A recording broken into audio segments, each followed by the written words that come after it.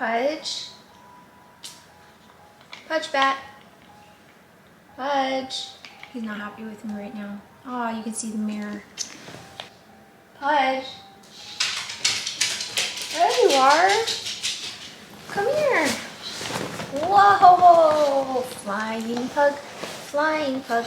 Show everyone your costume that we have reused from last year. You want to tell everyone what you are? Say, I'm a pudge bat, and it's our favorite month of the year. He really wants me to take it off. You don't want to wear your costume anymore? Not even just for the intro? It's hot in here. Hey guys, we're back, and I am joined today with my spooky pug Pudge. And we have a chill one for you today, only because I'm very lazy. Pudge! How can we work under these conditions? It's like every day, just belly rub, just wants a belly rub. Okay, so anyway, we're back. Babe.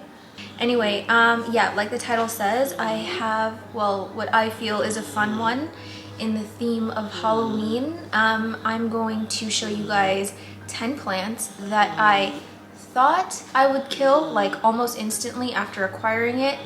And then I'm also going to show you 10 plants that I actually have killed that I am quite sad about, but we're going to alternate back and forth. I'm going to show you a plant that I have, and then we'll go to a plant that I killed, and blah blah blah blah blah. You get it. So, oh my gosh, the sun is blinding. Yeah, we've got 10 plants here today, all different kinds of plants. Philodendrons, Anthuriums, Euphorbia, Monstera, and Orchid. It's a pretty good sort of variety of plants. So let's just get started, because this guy is he's getting tired of being in his bat wings. I'll just take it off now. Sorry, buddy. During October last year, I had him wear his bat wings pretty much every day that we went out for a WALK, and so he thinks that we're gonna go out. But he already went out. Are you gonna sit with me? You haven't been in any of my videos in October. Can you just try and stay with me the whole time? Can you just try? So, okay, I guess you're not gonna stay with me. Hi. So the first plant we have is an alocasia mellow, and I got this one from Erin. Oh gosh, I can't even remember when, but I think I did a video on it when we cleared out her tent. I think it was the same time that she gave me this guy. And I don't know, like obviously I have some experience with alocasias, but I just looked at this plant and was like, I give you a week, buddy, before you are in the afterlife. But it's been surprisingly easy. I have not repotted it out of the original pot that it came in at the store. What is that? Oh, it looked like scale. It's just soil. Okay, still in the original pot. To be honest, I'm quite scared to take it out, and it's doing pretty well in soil, so I don't really see the need to disturb it and bother it. I can also see it's working on a little corm here, and so I just sort of want to leave everything as it is and just let it do its thing. And then maybe in the spring I'll take it out and we will try a passive hydro conversion. I'm thinking pon. I was actually considering doing leca, but I have so much pon right now that it's like might as well. But yeah, this one is just like so fun. I actually like it more than the alocasia maharani. The reason that I like this one more is because the leaves are so firm. Like it's like quite hard to bend. And it's like rhino skin. The Maharani does have that rhino texture. Not that I know what a rhino feels like, but no, my tattoo. Keep forgetting it's there. Yeah, not that I know what a rhino looks like, but I would imagine it's kind of like this, but it's just so firm. Like it's really hard to bend the leaves, and they're just like so stiff. And I just like really like the way the leaves look more than the Maharani. I like that really deep green color, whereas the Maharani is more of like a grayish color. And I have found this one to be a lot, I would say, easier than the Maharani, in that like it holds on to its leaves a lot longer. My Maharani just like goes through leaves I don't know, every few weeks it'll grow a leaf, drop a leaf, grow a leaf, drop a leaf. That was one of the ones that I feel like I have been struggling with in terms of staying out of like the 2-leaf club. I can never seem to get more than 2 leaves on it no matter what I do. But this one is a 2-leafer. There is a new one coming in. I am hoping that's a new leaf and not a flower, but yeah, I really want to see some size growth on this thing because I'm just like imagining like a big, huge, mellow leaf, and it just makes me so happy. So yeah, this is one that surprisingly is still alive with me, even though I have like sort of put it through the ringer in terms of like conditions, and I keep moving it around and still in soil. But you know, she's been really good to me, and the leaves are just, they're like so perky and they just face forward. You should see my Maharani. It looks like this, like when I wake up in the morning. So if I had to pick between the two, I think this one is definitely my favorite. And yeah, she's still here. She is still with us. It is a miracle. I am kind of scared to do this video because I feel like every time I get on this channel and I start touting all these like plants that love me so much and growing so well and blah blah blah, something always goes wrong with them. I don't know if that's like me like manifesting in my head, but seriously, like every time I post about something good about a plant, like every time I do a favorites video or something, it's like one of them at least, ow, at least one of them takes a crap. Oh my gosh, Pudge's hair, ow, Pudge's hair impaled me. I hope it's not this one. I think, well actually I really wouldn't want it to be any of them, but definitely not this one. Don't take this one. I just want to show you the abaxials really quick. Nothing super special about it. It's not like the black velvet or like the cupria where it has like a nice sort of contrasting color. It's just like this light green, but the party is definitely in the front. And if you're able to get one, you really should. This one she got for $29.99 from our local nursery, so not a bad price at all. If I could propagate one from a corm, that would be so cool, because imagine like the tiniest little mellow leaf. I can't, it's just too cute to imagine. So anywho, this is our starter, the mellow. I hope you do not die after this video. So before we move on to the next plant, I'm going to show you guys the first plant that I did kill, unfortunately. And all of the plants that I'm going to share, like I've killed so many plants, like way more plants than I can even remember, but these 10 are ones that kind of hurt. They like cut deep, they stung. And it's a little too soon to be talking about this, but we're going to talk about it anyway because you guys all know, I mean if you watch my channel you know.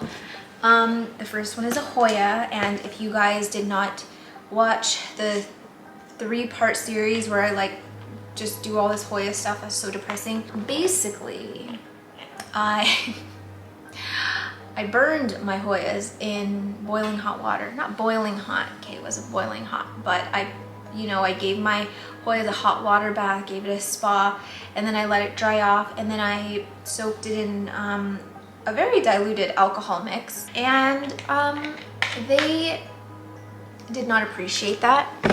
So I would say about 30% of them dropped dead. Well, I would say 20% dropped dead like right after the treatment, and then maybe another 15% dropped dead in the weeks after. So this is no longer, my Redsta is no longer my Hoya cabinet because it was just too depressing to look at. So I moved all my Hoyas into my plant room and moved my alocasias into there. So that is now my alocasia forest. Why am I saying this? Oh, so we're talking about Hoyas. One of the Hoyas that, well, two of the Hoyas that I killed in that little treatment was my Hoya clemenciorum, and I'm just so sad. It was like, I know it sounds like I'm gonna cry, I'm just losing my voice, but I'm just so sad because I got my first clemenciorum from Jing, and then I got my second one from Amy at Wolfgang's Mama. She also has a YouTube channel, and they were 2 different kinds of clemenciorums. One was like the Clemenciorum Thailand, and they were both just so disgusting and crusty and dumpstery and just vile and nasty, and veiny, delicious. They were so cute, and I loved seeing them in my Hoya cabinet. And yeah, it sadly passed away. They both just went down to little sticks. I tried to save the sticks turned to mush, and that was the end of that. But while I did have it, I did enjoy their presence a lot. And I think actually the Callistophila was my gateway dumpster Hoya. That's it. I think either Jing or Alice coined that name. A dumpster Hoya is like, you know, those really crusty, dusty ones where you like can't tell if they're dying, but they're very much alive. They just look so crusty that like you might think that they're dying. I really like those ones, the very reptilian, like dark veiny ones, the ones that look like really sharp, like you could like cut someone with it. I love those. And I think the Hoya Callistophila was definitely one of my first dumpstery Hoya, but in comparison to these other dumpster Hoyas, it's not as dumpstery. It's more like recycling, like you're recycling, and then like the dumpster is like your compost, like, you know, people that don't compost and they just mix it all in with their trash. That's what a ancient dumpster Hoya is. So Callistophila was like okay, we're gonna ease into it, you know, it's like a little nasty, but it's still really cute. And then I got the Clemensiorum and I was like, oh, there's no going back for me now. So yeah, I am very sad about it, I'm not gonna lie. I feel like I could probably replace it, but I'm not going to. Mostly because I don't feel very worthy right now. I'm still feeling a little defeated and embarrassed by my Hoya treatment that, you know, I was trying to get rid of flat mites and mealybugs. And trust me, there was a part of me that was like, I will never speak of this. I'm gonna just dump all this footage, burn it, and they'll never know. I won't talk about Hoyas for a while, and we're just gonna carry on. But I was like, you know what? People need to see this. They need to see how stupid I am. So we're here now.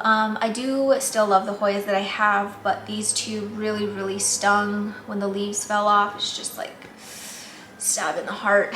So I don't know, maybe one day I'll replace them, but definitely not anytime soon because, like I said, I'm just not worthy enough yet, and I think that I really need to like start to learn more about Hoyas and the pests that they come with. So in a way, I am kind of glad that my Hoya collection has dwindled down a little bit, but I'm not going to sit here and say that I wish I didn't have my Clemensiorums because I do miss them very much. But anyway, such is life.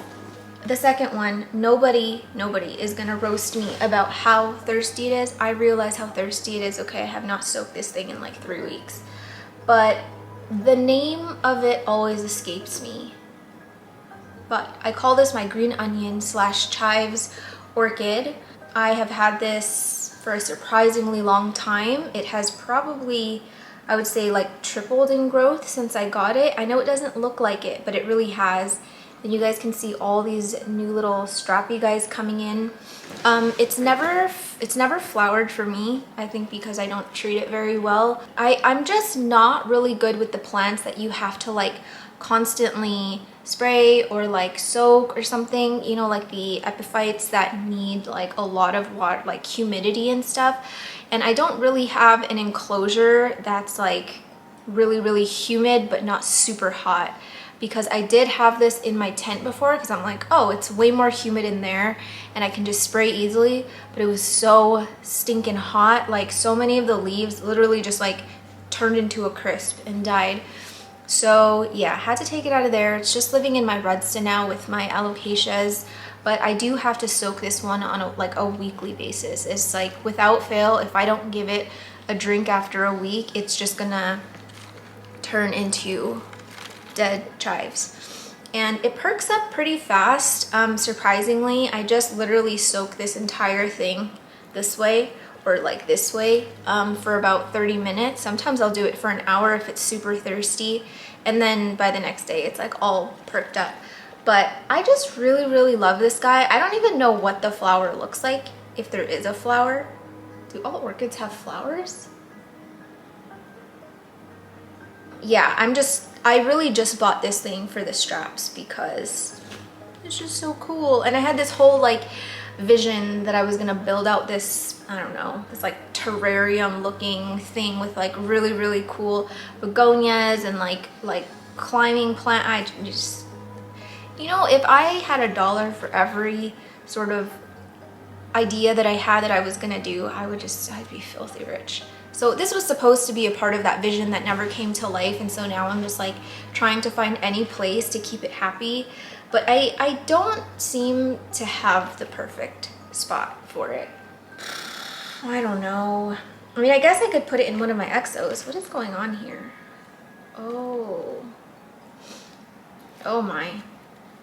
Yeah, this thing has definitely seen better days. I'm gonna have to give this one a lot of love because she's not looking happy right now. I bought this one thinking that I would be happy to keep it for like a month and be like, I'm an orchid girl, and then, you know, it would wither away and die. But honestly, it's just like kept on going. It has not like completely died back once. Like I've always had some kind of like foliage on it. So it's a very, very forgiving orchid. She deserves much better than me, but she's kind of stuck with me for as long as she wants to live. So I'm gonna get this in water because it is really, really light and she's so thirsty, the poor thing. So the next one that, oh, you don't want to sit with me? I need some support here. I need some consolation. Come here. He never likes filming with me anymore. Come here. Come here, bud. No? I'll let you sit on my lap. There you are. Okay. Come sit. Baby. Okay. Let's scoot over so we can insert some photos. Okay. Okay, so the next one that I killed that I'm very, very sad about is, oh, I keep touching my tattoo. It glows in the dark. I don't want it to take it out. I don't want it to take it out. I don't want it to come off. That wasn't even close. Okay, so the next one is another Hoya. Surprise, surprise. I am the killer of Hoyas.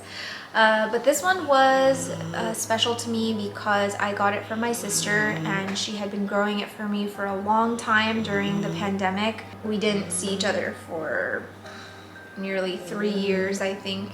So she had it the whole time, and I finally got it and brought it home. It was doing fine. I repotted it and then it was just all freaking downhill from there.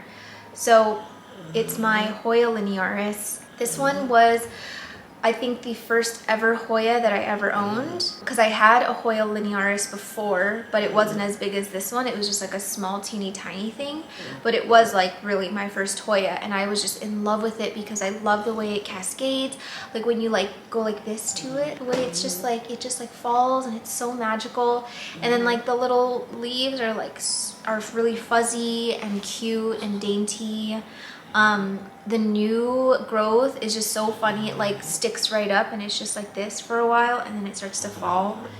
I love that plant, but I don't know, you know, she had it in a terracotta pot. She didn't water it that much. I think the problem is I moved it from soil to pond, and it was like, no, go f yourself. Sometimes I just need to learn when to just say, look, I don't always have to use pond, because I really, really love using pond, and a lot of my plants that are growing really well for me right now are in pond, although I don't think any of the plants I'm showing you today are in pond, ironically. But yeah, that was one that I probably should have just left the hell alone because it was doing so well in soil, and I just should have plucked it back or I should have just plopped it back in soil. I don't really know what I was thinking, but all that to say, it is gone. She has passed. I don't know the next time I will get the opportunity to own such a big linearis, and I feel so bad because she like brought it all the way in from Europe, and she cared for it for so long, just like during the pandemic. And then I think I had it for maybe like 5 or 6 months before it just completely died. It's just so sad. Do you miss it too? Do you miss our Hoya linearis too? Remember you try to eat it? Remember you try to take a little nibble out of it?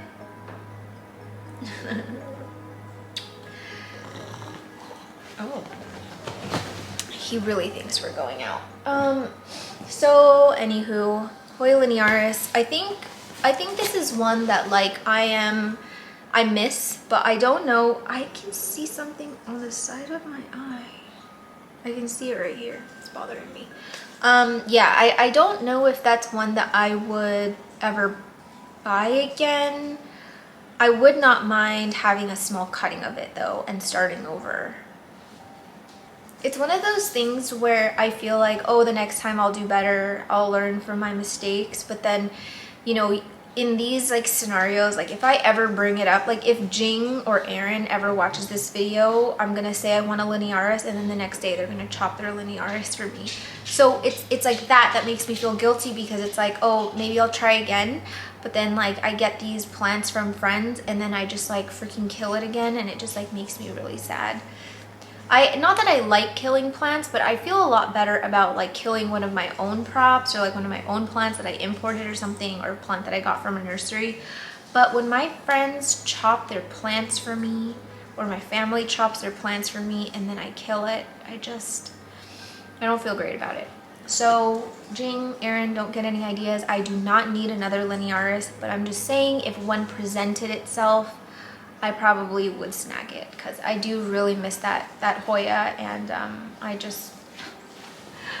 missing it. I'm missing it so much. I'm shedding like crazy. Guys, I'm like really ADHD today and I just cannot focus. I'm like, oh, squirrel. All right, so now we are gonna move into a plant that I do have that I'm surprised is still alive, and you guys might be already expecting this one.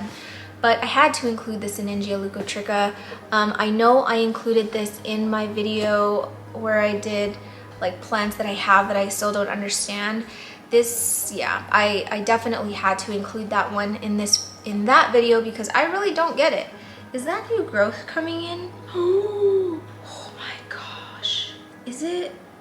OMG. Oh my gosh, look. Do you guys see all that like green fuzzies at the bottom? They're so tiny, but I think that's new growth coming in. Okay, so anyway, can this couch stop? I want to get a new couch because it squeaks when I film here. Okay, anyway, I included that video. Can't think and I can't talk and I can't do anything right today. I included this plant in that video because for one, yeah, I'm surprised it's still alive, and two, I don't know jack crap about this plant. Like, I really just look at the soil and I'm like, you look kind of dry, and then I'll water it and then I'll leave it. But she's here, she's fine. Besides the fact that she's so freaking top heavy, she's like completely toppled over and I can't fix her. I don't know why. She used to be like this, but now she's like this. I'm just gonna leave her because she's still, I mean, she's still happy. And these leaves down here have gotten slightly bigger, but I truly think they're done. Listen, I'll take new growth over I'll take any growth over no growth. So yeah, this is just one of those plants that I got and was like, oh, it would be fun to keep it alive for 2 weeks, take some photos of it, get to feel what it feels like, you know, in person, and then sayonara. But she's actually been surprisingly easy. She has not like really ever thrown a tantrum in terms of like dropping all of its leaves or whatever. Like, I've only had growth on this. Even when I had the one before that I gave to my mom, that one never grew any leaves for me, but it was also just frozen in time, never dropped any of its leaves, never like yellowed, never did anything. It did flower for me a couple times, or maybe once or twice. And yeah, I don't know. I actually have never really taken the time to like read up on the care of these things, but all I can say is that it's living in warm conditions. Right now it's in my redsta with my alocasia, so it's pretty warm in there, and I water it when it's dry, and I don't really fertilize it that much besides what's in my sprayer. I feel like this one is just like a light and water kind of girl, and then just leave her be. But oh, these leaves are just everything. I think she's really thirsty. I've never seen the leaves curling like that. Like, do you see at the edges? Yeah, she is pretty dry. Oh wait, that's really cold water. So, gosh, I need a water. quick little feature on this one. Don't want to go too in depth because I did talk more about it in that video that I mentioned, but I had to include it because I could not even begin to tell you anything about this plant besides what I just did, and that's pretty much all I know about it. So the end. Let's talk about another plant that I killed. This one burns too. This one stings. One of my first sort of unusual plant purchases when I moved to Canada was the philodendron Dean McDowell, and that one came into my life on accident. I think I got mine in 2018. It could have been like the tail end of 2018, beginning of 2019. And my friend was at a local store here in Vancouver and she saw this plant. She took a picture. She was like, "Do you want this? Like, I don't even know what it is, but it's like pretty cool." And it was the Dean, and it was like this perfect little single leaf pillow. And I was like, I don't care what the price is, you're gonna get that and you're gonna bring it home, and I'm going to get it immediately. And I had it for a while and it was growing so well for me, honestly. Like, it was growing like a dream. I'll throw in some photos of like when it was at its peak. And this was before YouTube days, and this was before I was really Instagramming, but I posted a photo of it, this photo of it, and was just like glowing, like raving about it, about how it's just like so beautiful and perfect. And I kid you not, maybe 2 or 3 days after I posted that post, it just took a crap. For I don't know for what reason, we still don't know, but like all the leaves just started yellowing, and just like it was getting like that yellow halo around the edges, and I could not figure it out because I hadn't really struggled with that plant at all when I had it, and I had it for a while before it declined really rapidly. And at that point I didn't know a ton about plants that you didn't find at like, I don't know, like the grocery store or whatever. I really only got into like imported aroids in 2018. So yeah, I don't know what happened. But I was really sad when it died, because I would say at that point that the Dean McDowell was like my favorite philodendron of all time. And if you don't know what a philodendron Dean McDowell is, it is a cross of a philodendron posizanum and a philodendron gloriosum, and it is just the most magical thing ever. It is so puffy and pillow-like. The venation sinks in really deep. The emergent leaves are like this really pink color. The venation is like bright white, and it goes all the way to the edge of the leaf margin, and it just gives it that really pillowy look.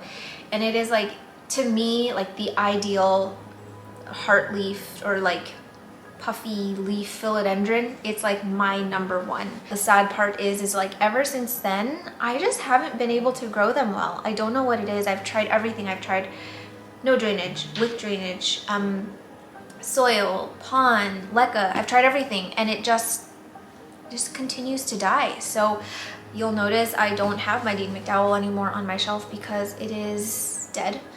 And it's just really sad because it was super like big and nice at one point, and it was just like my pride and joy, and I was like, oh, I'm so good at growing plants, and then it humbled me very fast.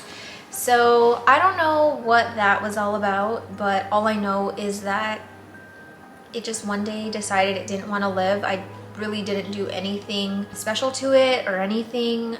And yeah, it just never kind of glowed up back to its former glory, because once I moved into this place, you know, we were like like the AC unit is right in front of my shelf now, and that's usually where I kept it. And so it was like always being beaten down by the AC or the heater, and I just don't really think it liked that. I definitely was able to baby it a little bit more at our old place, which looks very similar to this place. It's just down the hall, but the AC unit was not directly in front of my shelf like it is now. So yeah, I do have another Dean McDowell. My mom accidentally took it with her to California, but hopefully she can keep it alive. It's a prop from Alice, and I really am hoping that when I am able to get that plant back in December, that I can try and baby it back, because just the thought of having a really big Dean McDowell again makes me so happy. That was like one of the plants that would make me very excited. When it would push out a new leaf, I would just like watch it like a hawk. It was like every day I was taking photos of it, taking videos of it, and in the morning I would just like shoot out of bed and just want to see like how far it's come or like how much it's expanded. It was so exciting. So yeah, that's one that stings quite a bit. And I think I didn't even talk about it for a while after it died, but there were a few people who had asked me on Instagram like why I hadn't been posting my Dean, and I was just like, about that. Here's what happened. Good old Dean, just, it was a very short-lived relationship we had, but it was a very exhilarating one, and I would love to try again. I just don't know if I'll ever be able to like grow one back to the way that I did before, because it was just like chef's kiss. It was so good. Anywho, that's the story of Dean. So let's pull out one that is still with me by some miracle, and looking pretty decent. Not the best, but decent. This one is my philodendron Squamous, and I actually just recently repotted this one maybe about, I want to say 2 weeks ago now. But I imported this back in, gosh, I can't even remember. I got this from, I think, no. I got this one from someone local. I can't even remember when, but it would have been sort of a while back. This one was so hard to root. I waited forever. I was like, oh my gosh, is it gonna die? But you know what? Even though it didn't root, it didn't die either. Like in terms of like completely dying. Like the big leaves that were on it before are no longer with us. But I mean, I still have a plant here, and I can't see if I'm seeing any new roots in here. Yeah, I'm not seeing anything. But I do see some of these roots waking up on the stem that are starting to climb into my climb pole from Propagation Diaries. So it is in a tree fern fiber pole. I think this is the first tree fern fiber pole that I've ever put together.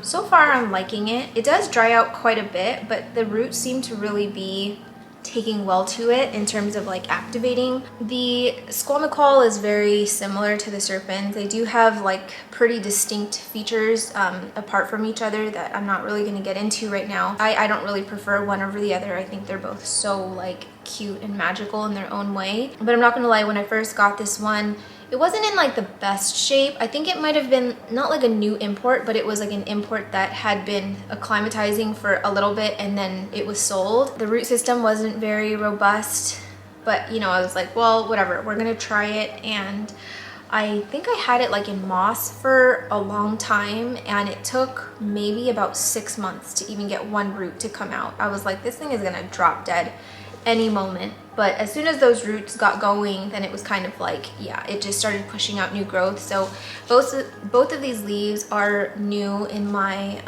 care, and this one is just variegated Hoya, so don't mind her. I do think that this was a result of the shock from being transplanted from moss into passive hydro.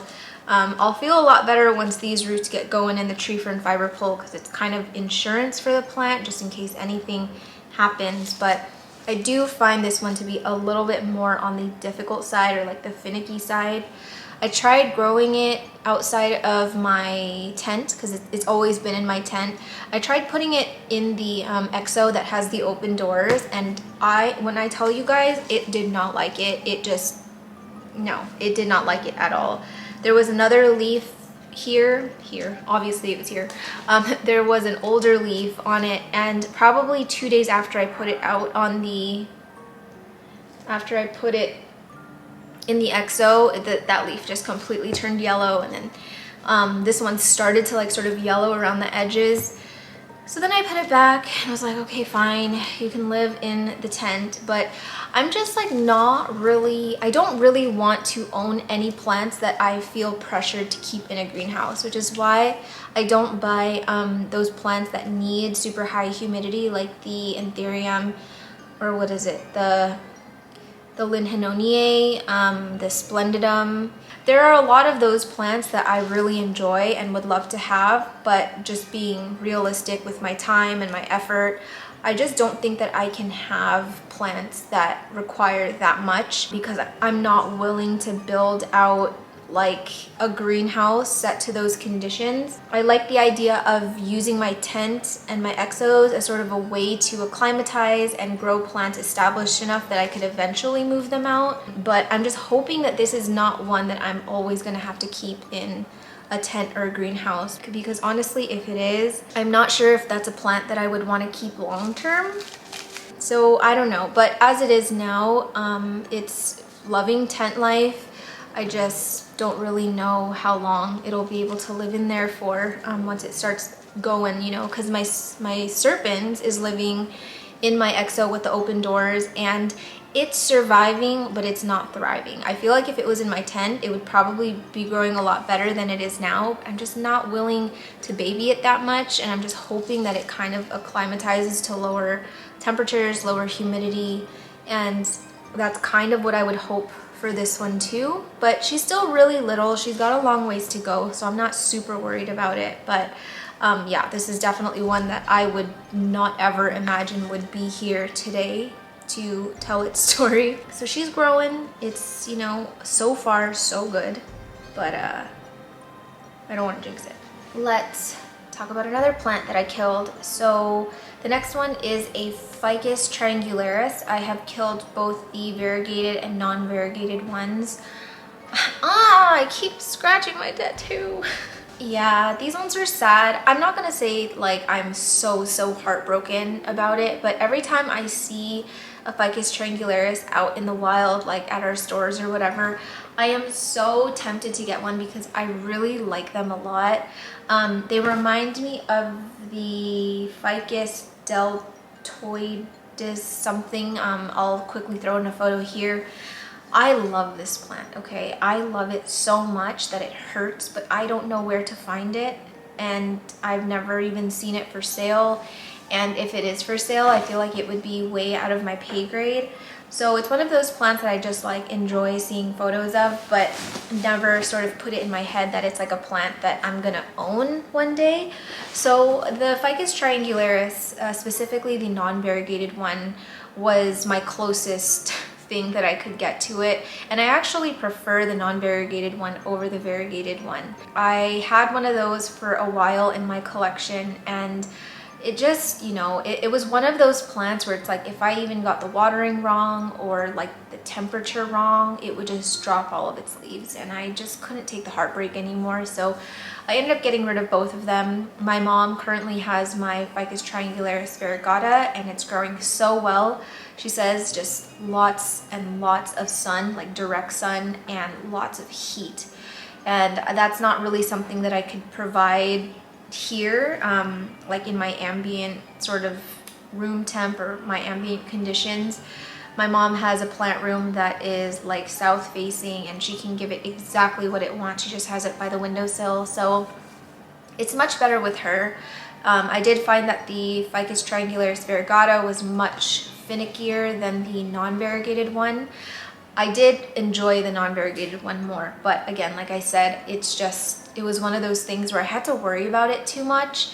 And the only time it was ever truly happy and like thriving was when it was in my exo. And I just don't like the thought of having a Ficus in an exo because they do grow quite large, and just long term, I would hate to like baby it till it grows to like this nice big thing and then have to take it out when it outgrows it, and then just have to like start over, like everything would drop. So that's one plant that I really had to like tell myself, you can enjoy it in other people's collections, you can just look at photos of them, enjoy it when you go to your mom's house, but it's not necessarily one that I think that I need in my house.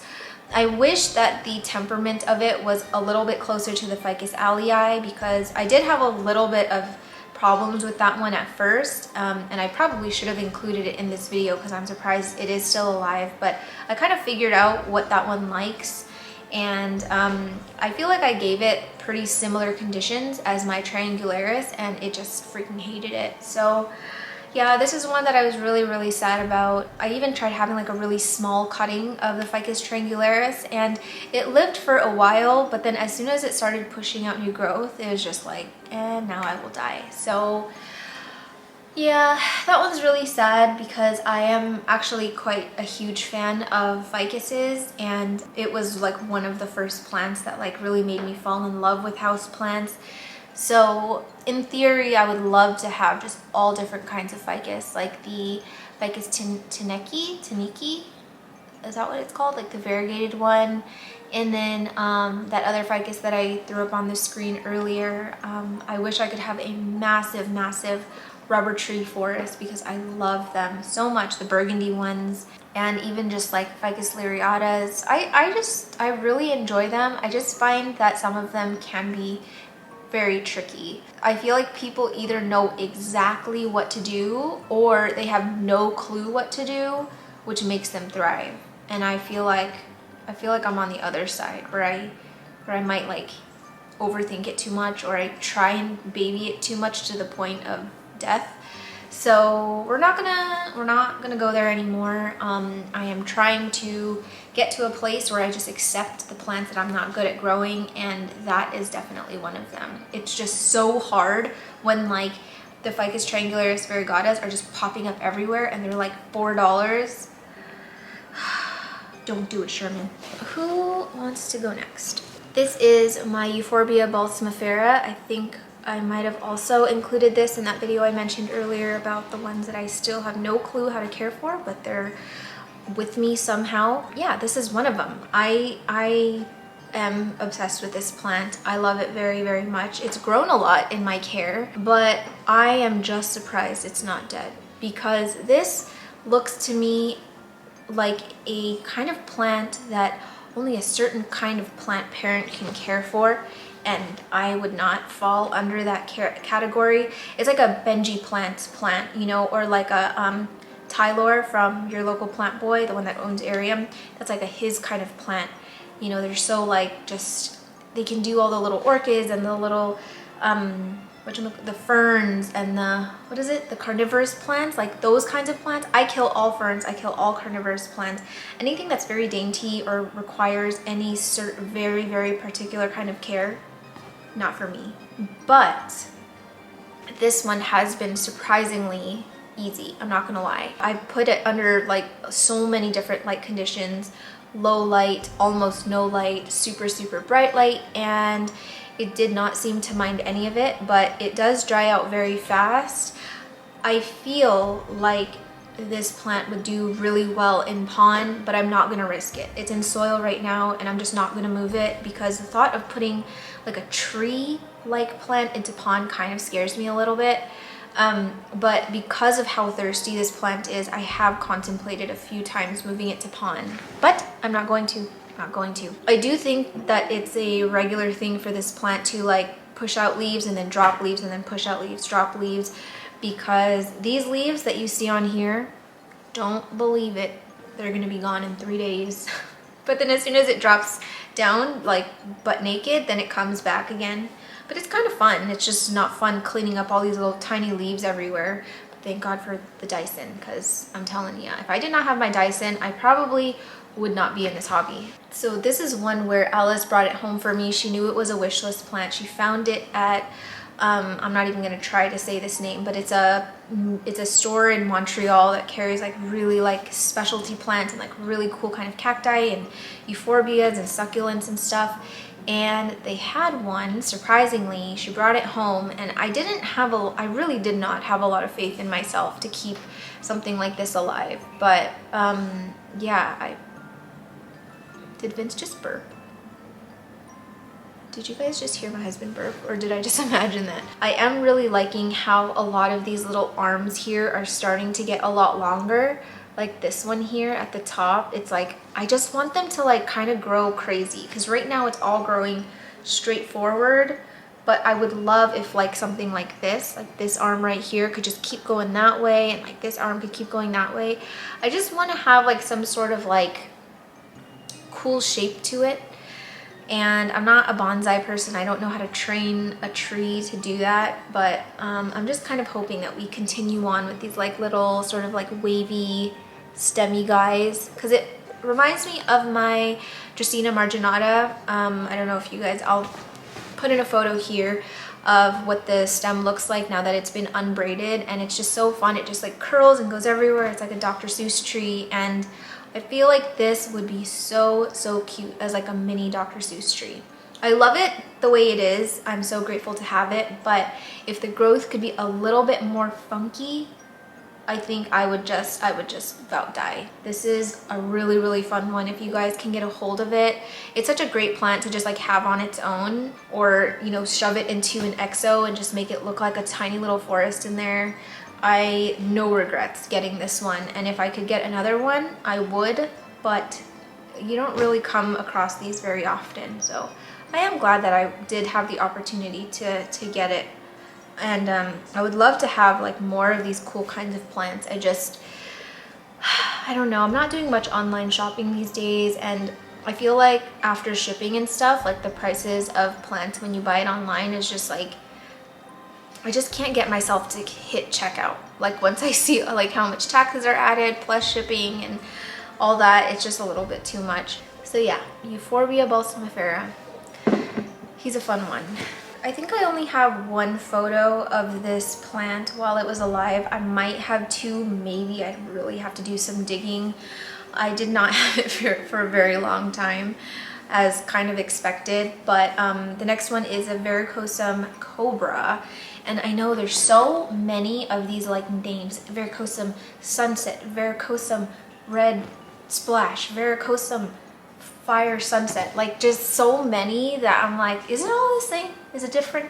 So many of them look like exactly the same to me, but this one in the photos from, I think it was Equigenera or Tropicals Plants, the back was like this bright red. It would like blow your head off, and I was like, yep, add to cart, need that one. And that was a huge mistake, because it turns out I am terrible at acclimatizing Varicosums. I can't even tell you how many Varicosums I've gone through in terms of like trying to acclimatize them from being imported. I don't know why I didn't learn my lesson to just pay a little bit more for an established one from someone who's already acclimatized it here. But you know, I just kept trying and trying, and when this presented itself to me, I was like, I'm gonna try it again. It's gonna be different this time. And then it wasn't different. But you know, I like to learn the hard way. So I'll throw up some different photos of what this plant maybe looks like. I don't know, it's probably just all different kinds of Varicosum, but I'm gonna use what's on the hashtag on Instagram. But ever since this was the last one I ever imported, and I was like, okay, no more. I can't do Varicosums. I don't even really particularly love the way the Varicosums look. I like when they're small, but when they get larger and that like neon green venation becomes more pronounced, I start to like it a little bit less. I don't know why. I guess I'm really into the philodendrons that have like bright white venation, but I'm not super into the ones with like the neon color to it. I think that's why I don't super love the El Choco Red. A lot of the photos that I was seeing of the El Choco Red were, I think, photoshopped. Not like photoshopped to like con people, but meaning like had a filter on it or something. And it would make the venation look a little bit more white, or like a bright lime green rather than like a neon green. So when I got it in person, I was just like, oh yeah, it's a little underwhelming, but you know, I'm gonna stick it out. But I just never really came to love it. So yeah, with the Varicosum, when they're little and the venation is not as pronounced, I feel like they're so cute. The leaves are so dark, so velvety. I really just like the Varicosums for the abaxioles and the fuzzy petioles. They're just so fun. But then I just don't think that it makes sense to have a plant that I only like the abaxioles of, unless I just plan to display it showing the back, which is weird. But yeah, this is one that did not last very long in my care. I think after I imported it, I only had it for maybe a month, if that. Before then, I didn't import this Varicosum, but I got it from someone who had recently imported it, and she sold it to me at a really low price because I said I would acclimatize it myself. That did not happen, and that was before I had a tent. I did the wackiest thing with my Mills bow. I freaking like sealed it all off with these clear garbage bags, and I sealed the front of it, and my Mills bow was at like 100% humidity. It was wet. It was, I'm not gonna say the M word, but it was M-O-I-S-T in there. And it was actually acclimatizing really well, but the thought of having a Mills bow with lights and wiring and then also a humidifier in there, no. Gone are the days where I risk my house being set ablaze. Again, one of those plants where I feel like I'm not good at acclimatizing it and I'm not really good at growing it either. And I just don't think that I can have plants that like require that much care. But I do enjoy them, and I think there are like a lot of varieties coming out that like almost get me. I was so close to importing another Varicosum, but my friends had to stop me. They're like, no, we are not allowing any Varicosums on our import list. So they probably did me a favor, but if someone was like, here, take a Varicosum cutting, I probably wouldn't say no. Although I think Lauren just offered me a Varicosum and I said no. So maybe I'm getting stronger than I'm giving myself credit for. It's gonna drip Pudge. Are you some kind of crazy person? What are you doing in the bedroom? It smells like sweat. Ugh, teenagers, you know? Okay, we're gonna do this for now. So this is an Anthurium clarinervium. If you guys have been on this channel a while, you'll know that I am notorious for killing these, and it's been definitely a mystery for me because I feel like a lot of people say this is like the easiest Anthurium to grow, but I certainly do not have that experience. I have pretty much killed every clarinervium I have acquired, with the exception of this one and one that I got from my friend Lauren, which is still really small. But I don't know what it is. They always grow really weird, and then they do this thing where it like gets like the yellow around the edges and then it dies. But I've had pretty good luck with this one, considering I did repot it and it's living in 30% humidity. It did have spider mites. You guys might be able to tell from the way that leaf looks. It did have a bit of yeah, a pest issue, but it's still kind of like held on pretty strong. It's pushing out another leaf right now, and I just love new clarinervium leaves. The sinus, those lobes are everything. They look like a little beginda. It's so stinking cute. The suggestions that I got for the clarinervium was soil, so I did not opt for pon for this one. I do have it in a pot with drainage holes, but there is a fabric, what is it? Fabric cloth? Come on, Sherman.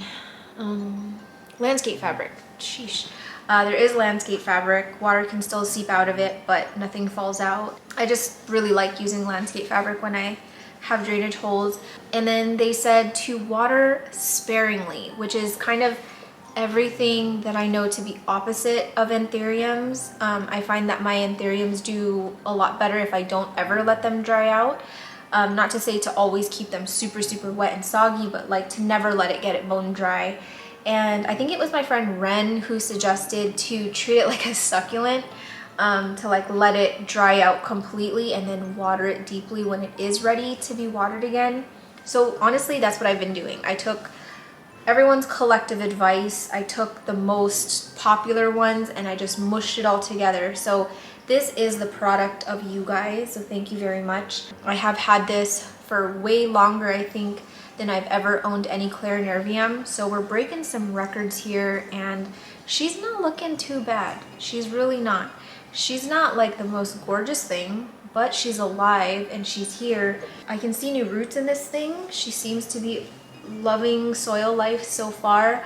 I will say that I do get a little bit freaked out, not freaked out, but I do feel a bit uneasy when I see that it has gone dry. I'm like, oh my god, all these leaves are gonna crisp up, it's gonna die. But no, I mean, it's worked really well for me so far. I probably water this one like every other week right now, whereas my anthuriums I'm watering like 1 to 2 times a week because I'm not letting them dry out like I used to. But this one, yeah, this is the only anthurium in my collection that's getting special treatment than my other ones, and so far so good.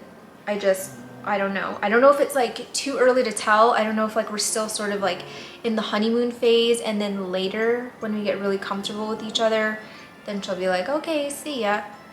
But I will hold on to her for as long as I can because I really, really do love the Clarinariums. I actually think that they're one of the coolest anthuriums out there.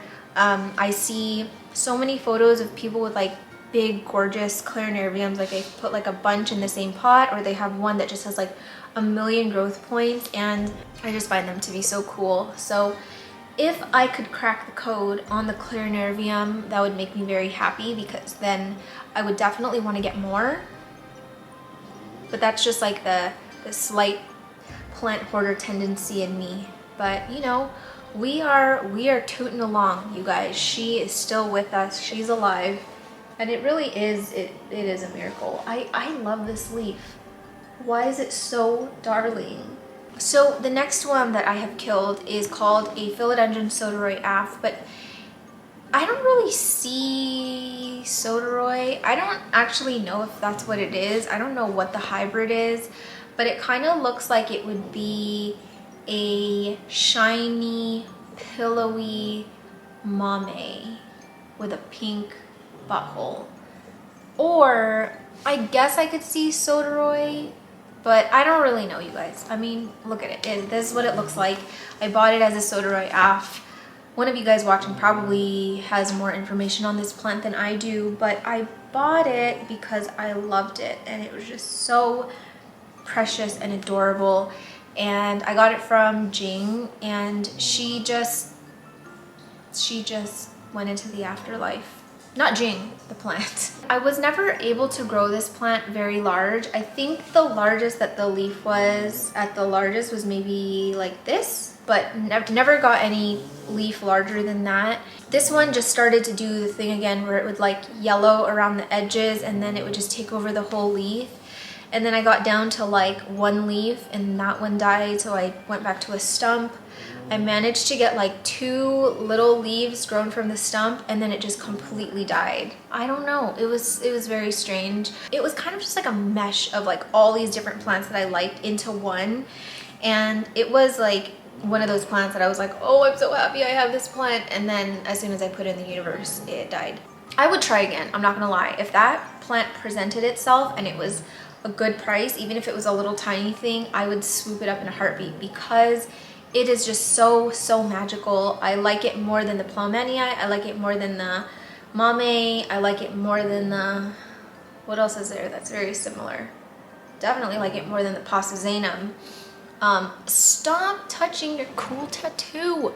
The next one that is, thank goodness, still in my possession is one that is not a stranger to this channel. I think I might have, I don't know, I think I showed this on my channel recently, I just can't remember which video, but it's a philodendron toratum.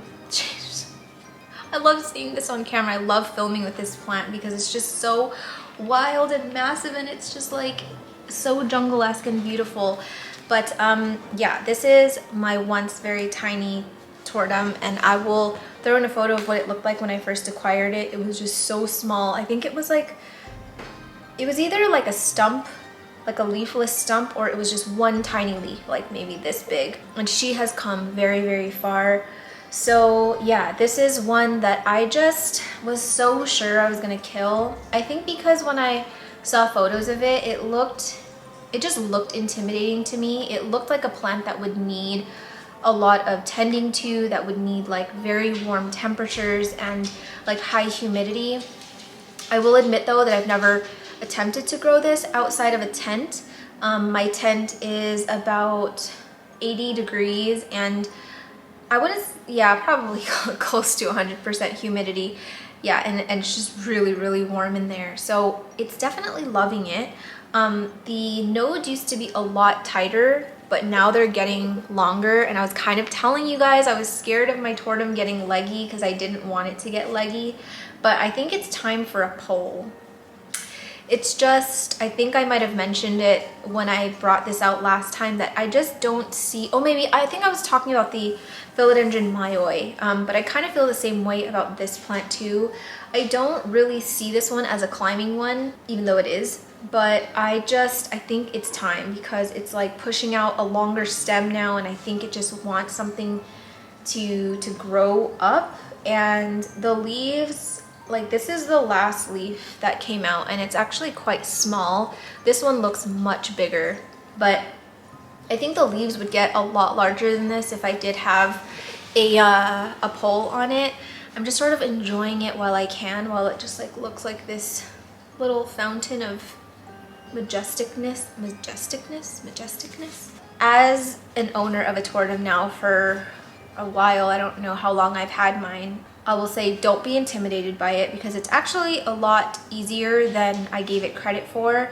I think, yeah, like I said, it just looks more intimidating than it actually is. I'll say for me anyway, growing it in high humidity, high warmth, and a lot of light has worked really well for it. But I also had people message me photos and videos of their toratums just growing in their living rooms, and they're like humongous, like they're big. So I have a lot of faith that this one can be grown in like lower conditions, lower temperature, lower humidity once it outgrows the tent, because it's getting there. This one grows so fast, it's like always pushing out a new leaf.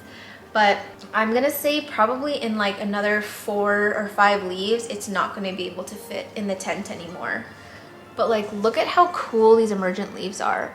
Like they're like little tiny circles. Can you see? Ugh, I feel like I can't get the right angle to like have you guys see how majestic it is, but it's just such a Tim Burton plant, and there's nothing that I don't like about it. I love, ew, what in my mouth? I just love everything about it. I love the texture of it. I love the growth pattern. I love the way the leaves feel. I love the leaf color. I love these little spines on the back. It's just such a great plant. Like if I could make any recommendation for this year of a plant to get, it's gonna be this one. I think maybe before I have said this, and I said that it would be the philodendron SP Columbia, which I still stand by, but if you're not into that one, definitely get this one. I promise you, you will not regret it. It is such a great plant. And I'm glad that I didn't let the fear of potentially having a plant that would die on me right away kind of scare me off from trying to grow one, because I don't know where I would be in life without this plant in my life. I really don't. And I can see these stupid stink bugs on my window. British Columbia has been invaded by these, like, I forgot the exact name, but it's like a type of stink bug, and it's so gross. They have these like, they look like oversized scale. It's so nasty, and then they just like flock to the windows, and it's like I'm in a horror movie. Anyway, yeah, this one is also in soil. I do have the landscape fabric in here. I just recently repotted this one. Did I do this on camera? I can't remember if I did this on camera, maybe in a week of, but it seems to be taking to it really well. And I do think it'll be able to live in here for a while. Ow, my nail. I'm just not quite sure about if it'll be able to stay in the tent for very much longer. I would love to grow it out here, like just so I can enjoy it all the time. But at the same time, I love the way that it's growing right now, that I don't really necessarily want to sacrifice it. Ow, my nail. Have I sold you on it yet? Are you looking for a toratum right now? Pick up your phone, go look for a toratum. Don't pay too much for it. They're selling these locally in our greenhouses for like dirt cheap right now, and I don't know why I haven't picked up another one. Oh, but if I could get my hands on one, you bet your ass I'm gonna get it. I have 1, 2, 3 more plants to show you. I was gonna show you 10, but I'm only gonna show you 9. and then tell you 9 plants that I've killed. I've removed 1 plant each from each list because, I don't know, I kind of changed my mind about them. But the next one that I have killed is, it's a Rhaphidophora Tetrasperma. You guys, when these plants started coming out locally, I just about died. It was like such an exhilarating time. I just wanted to drive all around the city and buy like all of the best ones that had like the little tiny fenestrations and like little pinholes in them. I was like, I'm gonna get all the best ones. And I did spend quite a bit of money on quite a few Rhaphidophora Tetraspermas, but they all truly hated me. I even tried growing it in a greenhouse. Just didn't like me. And it's funny because I see so many people, like even like listings on Marketplace and stuff, they're just like growing it in their living room. It's climbing up the walls, it's going crazy, and I'm like, what am I doing wrong? But I do love it so much. Like that, I know it's not a mini Monstera, but like it's kind of looks like it, and that's why I loved it so much. I remember, I think it was my friend Maddie who was purging, and she was like one of the first people to have a Rhaphidophora Tetrasperma in Vancouver, and I think she got it from NSC, I can't remember, but she did a purge, and oh my gosh, people were going bonkers. Like she was selling just like cuttings of it, and I drove like halfway across town just to go buy my single cutting. And I remember it took like an hour to get to her place and from where I was coming from, and I come out with this little tiny plant, and Vince goes, that is what we drove all the way here for? That's it? There's no more? And I was like, nope, this is it. And I was so happy. I even got like a really cool Rhaphidophora Tetrasperma from my friend Ren, but it looked like you just chopped it straight from the jungle and took it home. It was huge, and I might have a photo of it, and if I do, I'll throw it up now. There was nothing that made me happier than like waking up every day and seeing these giant leaves in my living room, or seeing like a big climbing Rhaphidophora Tetrasperma, and part of me wants to try again. I know it could be a dumb move, but I'm thinking this time I'm just gonna leave it in the soil that it's in. I'm not gonna touch it, I'm not gonna fuss with it, I'm just gonna leave it. And if it does need to be repotted, I'm gonna pluck it out, and then I'm gonna plop it back into a bigger pot, and I'm not gonna fuss with it. It's gonna be like very non-invasive.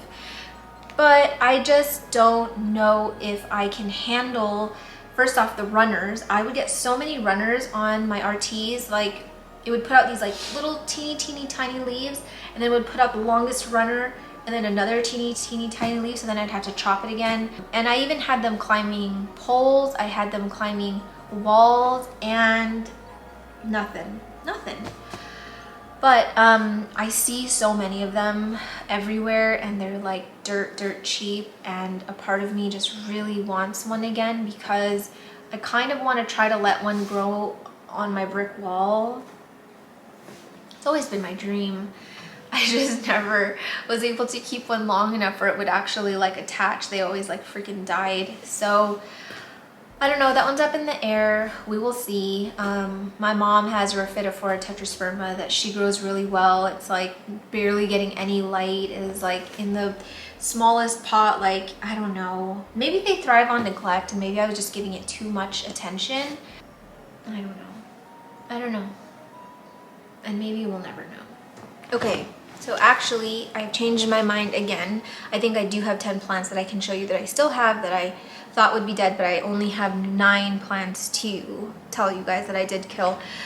So the next one is, who should we do? Let's do this one. It's very heavy though. Oh my goodness. The next one is one that I have shown so many times on this channel. This is my philodendron Sodorini. You'll see where we started. This is not like the oldest leaf. Like you guys can see, so many leaves have dropped, but the leaves were like so tiny when I first started this plant, and it's just like turned into kind of a monster, and the new leaf actually looks so ginormous. So I have gone pretty in depth about this plant on my, what was it, 10 easiest philodendrons video. And this was like the specimen that started the lazy pull for me. this kind of lazy pole. I just can't tell you guys how much of a game changer this pole has been for this plant, because I have struggled with it so much in the past. I tried having one before, and like all the leaves when it's young, it would just be very like mangled and like curled, and they would have like this weird variegation that just made the leaves look really mutated, and it really just looked like a virus had overtaken it. But as I mentioned in that video, getting it on a pole and feeding it CalMag like your life depends on it has changed this plant entirely for me, and now she just looks like a Sodorini. She's actually bigger than my actual Sodorini, and I don't think she has any intention of stopping. This stem is getting quite thick, but you guys, we have a mega situation here. I think I'm gonna wait until this new leaf comes out and hardens, and then I'm gonna chop it and then redo the pole. But I cannot find a window for this plant because it has been growing non-stop. Every time the leaf like hardens off, a new one is already coming out. So I can't find a time where there's like, it's just kind of chilling out so that I can do stuff to it. Because I don't typically like to do any kind of repotting or anything when an emergent leaf is coming out. So hopefully I can find my window soon, because this is just absolutely bananas bonkers. But it has rooted in here. I know it looks kind of cray-cray, but it is in my XO, so I'm kind of spraying this as often as I can remember.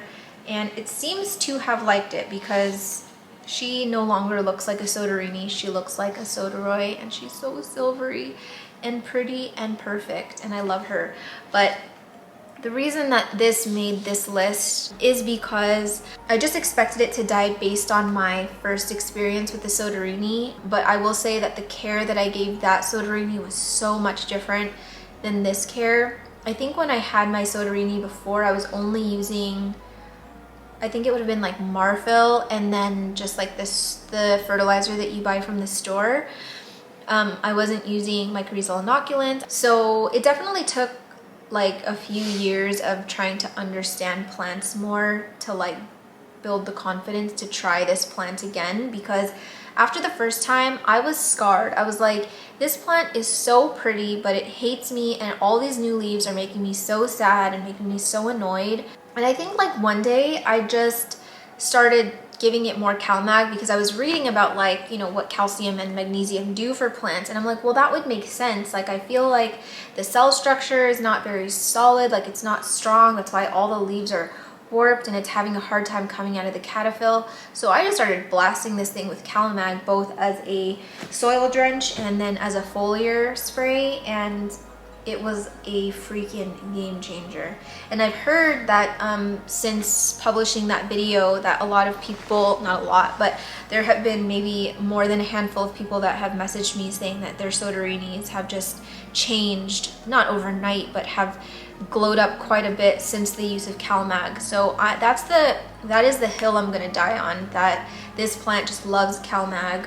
Doesn't particularly need like high temperatures or high humidity. I really just think it's like a don't let it completely dry out kind of plant, and make sure that you're doing regular diluted feedings.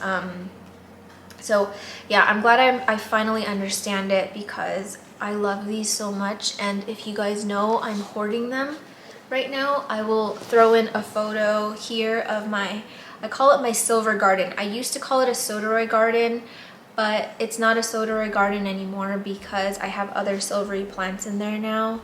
And yeah, I just needed to give it a more appropriate name. So I'm putting all of my silvery plants in this one XO. And as much of a pain in the butt as it is to grow Sodorini, I have no regrets. Like the joy or like the sense of accomplishment that I feel after being able to grow it this big from a tiny little plant is like unmatched. So, and it's actually really special that this was the plant that started the lazy pole for me. So we've got a special bond.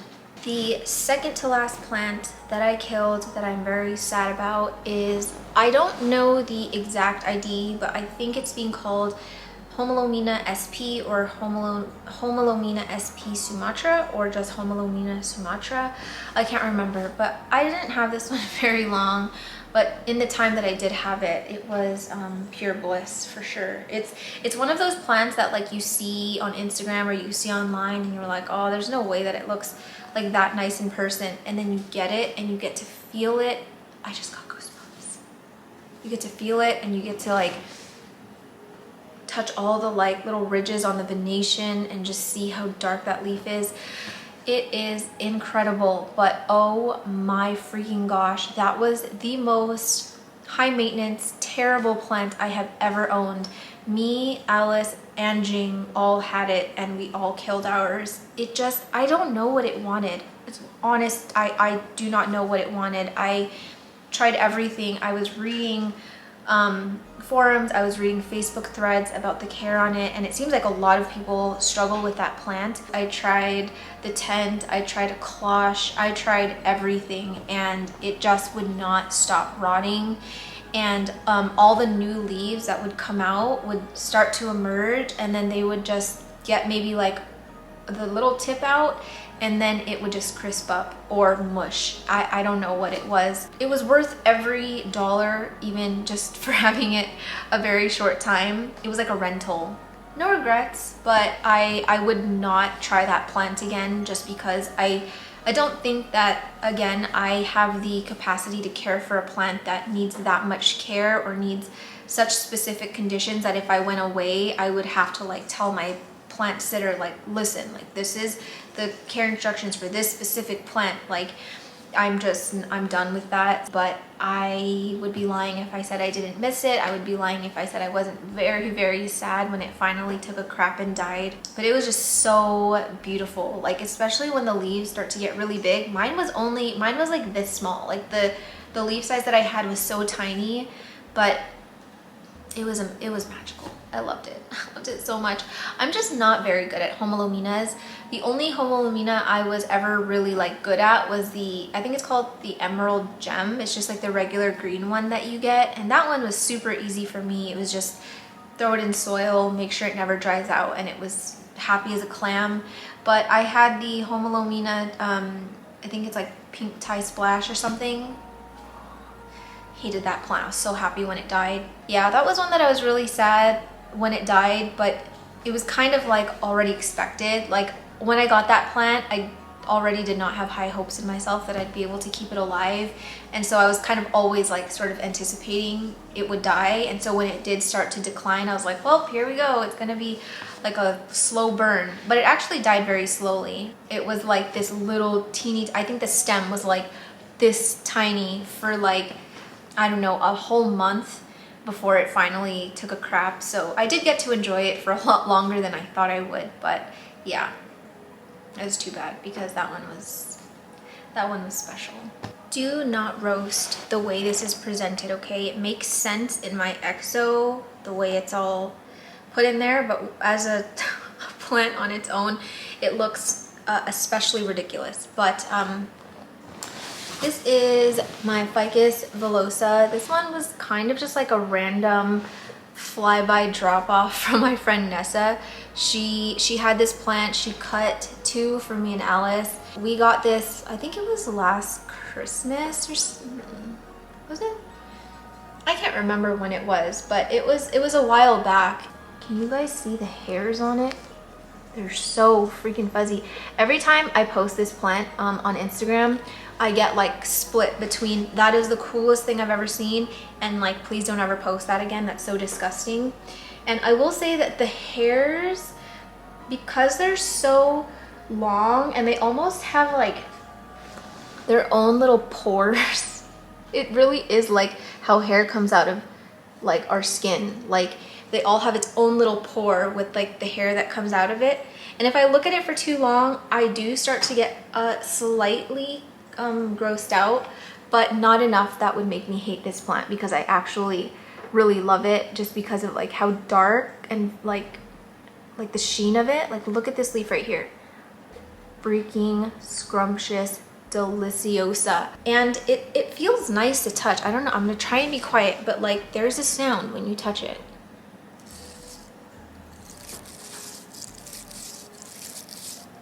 I hope that it could pick that up, but it's such a fun plant. And when I got this as a single leaf cutting, I was like, oh, sayonara, there's nothing's ever gonna happen to this plant, because I looked at it and I'm like, it looks like one of those really, really finicky, high maintenance terrarium plants that need to be like sprayed all the time and like needs high humidity. But it's been quite the opposite. This was actually living in my exo with no doors for the longest time. It would dry out so badly, and like the leaves would just like completely curl, but it bounces back really, really fast, and it's grown a lot. I've actually chopped it once. It got thrips in that exo, so I chopped it down like all the way down here, and then it grew again. So this is kind of like a fresh start, and so far so good. I know it's not on like the best kind of thing, but it was supposed to be temporary, and then it like all the hairs on this one, you can see it's shingling this piece of wood. So the second that shingled, I was like, okay, well, I guess you're staying. But yeah, I'm really surprised that I was able to keep it alive for this long. After I repotted this with Alice, I was so sure it was going to like take a crap and die. And it's so funny how I thought, we were like, oh, let's do these cool corner pulls. Oh my gosh, it's gonna be so cool. What exactly is that doing for it? It's doing absolutely nothing. It like grew one leaf on this little thing, and then it just like completely took over. So this one grows pretty fast. I would love to chop and propagate this one again so that I can maybe like have some growing down here and like over here. But I would say that this is like my favorite terrarium plant right now, just because of the ease of it and just like everything that's going on. Like I said, the texture, the color, the sheen of it. I think if you like shine a light at it, like your phone flash, it'll like change color like a begonia. And then I love how like that emergent leaf is that bronzy color, kind of like a Wenlingeri, Anthurium Wenlingeri. It's just so fun. I know that, you know, people are just put off by the kind of fuzz that it has. It's definitely unlike anything else. Oh, I wish you could see it better.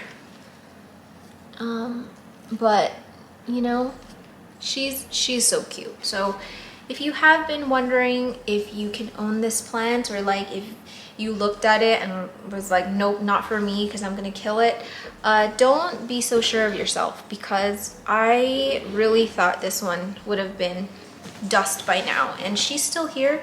She's alive and kicking, and she's actually doing really well. The last plant on my plants I've killed list is the Anthurium Nigro Gigi. My friend Amanda did send me another one in our little mystery box with Alice, so I do have a second chance at love. But the question of if this plant will give me a rose is still very much in the air. It's alive, okay? It's alive, but it's not thriving, and still haven't gotten a new leaf on it. The roots are taking a little bit too long to root for my comfort, but she's alive, okay? That's all that matters. We're clinging on to that. But I did pick up my first Nigro Gigi at the Ecuagenera pop-up show at Bandula, and that was the one plant I came there for. I went to North Shore Tropicals with Alice maybe a week before that event, and I will throw up the photo here of the plant, and our jaws just dropped. I don't think we had ever seen that plant until we saw it at Lauren's, and I was like, I don't care how much I have to pay, I need this plant. It's not really an Anthurium that I would generally flock to, but seeing it in person, feeling the texture of that leaf, seeing these huge bunny lobes. Is that why Amanda's handle is bunny? Because of like Anthurium bunny ears? Let's ask her. So I'm filming a video right now, and I just referred to, talking about the Anthurium Nigro Gigi, and I referred to like the lobes as bunny ears, and then I had an, oh my gosh, oh my god, sorry, the door slammed. I had an epiphany. Oh my god, my heart's racing. I was like, is that why Amanda's handle is bunny? Because of like the bunny ears like on the Anthurium? Is that why your handle is bunny? I have to know. That scared the dick out of me. Jeez Louise, my heart's racing. Okay. Ooh, spooky season. Okay, so anyway, we will await an answer. I don't know what time it is over there right now, but hopefully she replies soon. So anyway, yeah, it had these huge bunny ears. It was like very thick, but the texture of it was like so shiny, but like rigid still, and like the venation, it protrudes just a bit, so when you touch that midrib, like it's a very sharp midrib. Oh, it's so juicy and delicious. So had to have it, and she was like, oh, I think Equagenera will be bringing some to their pop-up, but there's probably not going to be a lot. So luckily me and Alice were filming, so we got to get there early. I snagged one for myself, and it died. So I'll admit that I didn't go with my gut instinct on how I should acclimatize it. It did have roots, but it was very clearly like bleached because they were like so clean, so bright white. And typically I chop those kinds of roots off because in the past when I've left them on, they have just turned translucent and then just turned to mush, or they just stay like that but no roots ever grow out of them. They start growing out of the stem first. So I'm like, okay, so to me they're basically useless. This time around, I don't know if it was laziness or me just trying to like experiment with new things. I don't know why I would experiment with a wish list plant, but I did. I left the roots on, they turned to mush, and the whole thing just died. The stem got really, really soft. So I was sad. I'm not gonna lie, I was really, really sad. Especially because like Alice's was doing so well, and I was like, oh, you're such an idiot, Sherman. But luckily I do have another one. I am babying that thing with my life, and I'm not gonna make the same mistake, but yeah, I wanted to include it anyway because it was one of my more recent deaths that I had that stung. And if I did not have another one, like if Amanda didn't send me a replacement, I 100% would try and replace it. I'm not gonna lie. It's one of those plants that like I have to see through. I have to own it. I want to see a new leaf emerge, and then I'll be satisfied. But I could not just leave it as like my import died and then I never owned one again. So we will see. Guys, I feel like I've been filming for hours. This video is gonna be like 3 hours long. Okay, so the last plant that I have that I thought that I would kill, but I have not killed, is a special one. It's probably like one of the plants I'm most excited about right now, just because of how much it has transformed over the last year. And that one is my Monstera escaletto. This one started as a stick, maybe this big. It was a prop from a larger plant, and yeah, I took a little stem cutting and I was like, we'll see what happens. But I didn't really have a lot of faith in myself to be able to grow it to this level of maturity. I really thought I was gonna get leaves just like this, and then I would keep trying to size it up, but it would just never work. I think mostly because I saw quite a few like posts on Facebook, like on the groups, that they had it on a pole and it got kind of leggy and all of the leaves were sort of just like this, and it wasn't sizing up that much. So, and all of them were trying to grow it indoors. So I'm like, well, that's pretty much gonna be my situation too, but you know, we'll just give it a try. But this plant has just continued to surprise me because the leaves were about this large, maybe for the first like 5 leaves. Some has dropped. I think I did repot this once, or maybe not. Maybe this is the original pot, but you know, it slowly but surely started to size up, and I was like, oh my gosh, we're actually getting somewhere. So which one was it? This one, and then this one, and then this one. Oh my gosh, I'm just like thoroughly obsessed with this plant. The way that the leaves hang, the venation on it, and the way that like the leaves feel, it feels and looks to me exactly like a Monstera spruciana, which I love so much, but that's a plant that I just can't grow. And I didn't want to give it the satisfaction of being included in this video because that was the plant that started the runner chopping and throwing at the wall violently trend on Instagram. I don't know if you've ever seen anyone do it on Instagram, but I got quite a few people to do that to their runners, and it was enthralling. It was amazing.